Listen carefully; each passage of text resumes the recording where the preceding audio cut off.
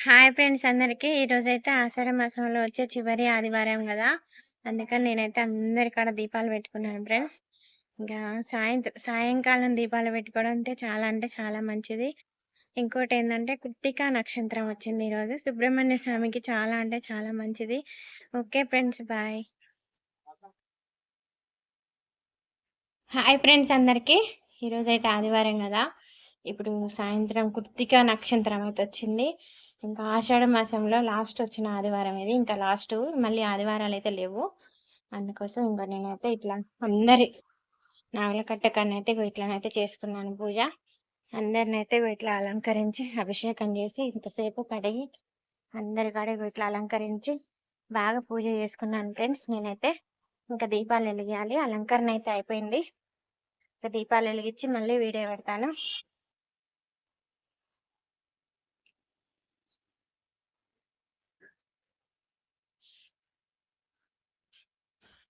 చూడండి, సాయంత్రం పూట ఇట్లా దీపాలు వెలిగించుకుంటే గుడి ఎంత బాగుంటుందో.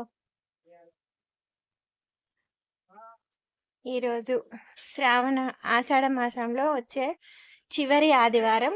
అందులో కృత్తికా నక్షత్రం వచ్చింది కాబట్టి నేనైతే ఇట్లా అందరి కాడ దీపాలు వెలిగించుకున్నాను. అందరి కాడ అందరిని బాగా అలంకరించి, కృష్ణుని కాడ దీపాలు వెలిగించి,